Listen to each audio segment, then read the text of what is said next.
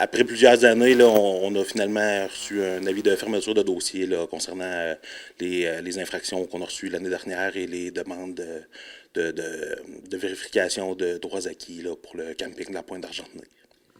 Tout ça a commencé, si on fait un peu un retour dans le passé, c'est en 2019 que là, il a commencé à avoir des plaintes de ce côté-là et qu'il y a un dossier qui s'est ouvert à la Commission de protection du territoire agricole. Oui, ben, faisant suite au retrait du projet Utopia, on a continué à opérer un camping ici qui fonctionnait bien. Suite à ça, là, des plaintes se sont faites et la commission nous a demandé de faire une demande de vérification de droits acquis. Donc, c'est ce qu'on a fait. Au fil des années, la demande a dû continuer à se travailler et c'est ce qu'on a fait. Là. Pendant tout ce temps-là, donc pendant qu'il y avait différentes plaintes et que vous avez eu c'est en infraction, supposément, selon la commission, est-ce que vous avez quand même pu continuer à opérer le camping? Pendant le processus de vérification de droit, on a pu continuer à opérer.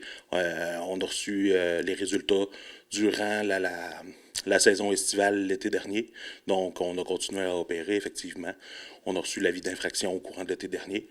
Donc, on a continué nos opérations là, en contestant cet avis d'infraction-là. Maintenant que c'est derrière vous, est-ce que vous avez déjà des nouvelles idées pour ce qui s'en vient pour ce camping-ci ou vous continuez à l'opérer de la manière que ça se faisait dans les dernières années?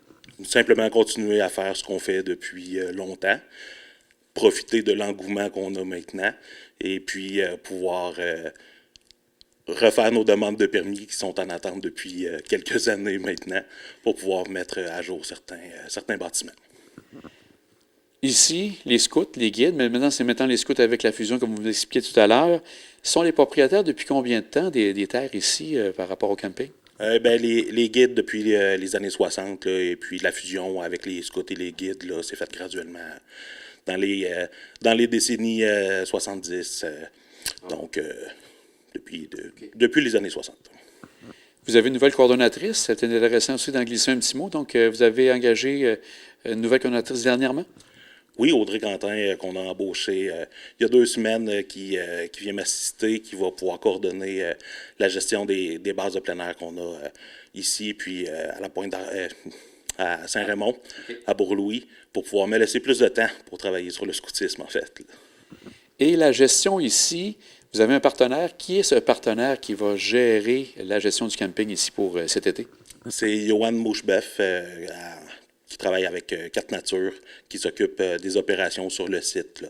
Donc, c'est pas un locataire, c'est pas... il n'y a pas de contrat à long terme. Johan, il opère le site, fait les transactions financières avec nous. On reçoit chacun nos parts, on voit les opérations ensemble. Donc, il occupe une présence constante là, sur le terrain. Puis c'est pas mal le partenariat qu'on a. Les gens ici, qui sont venus au camping de la Pointe, à quoi ils peuvent s'attendre au camping côté activité? Qu'est-ce qui se passe ici même au camping durant l'été? Bien, beaucoup de simplicité. C'est un camping rustique, pas de service, pas de roulotte.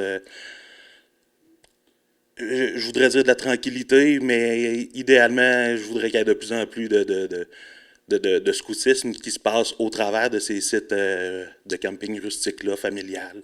Donc, un mix entre un terrain de camping avec des tentes, un feu, pas de service, puis des jeunes qui courent dans le bois en criant, en s'énervant. Bien, des paysages magnifiques près du fleuve à la Pointe d'Argenteuil. Ah ben, tout à fait, oui.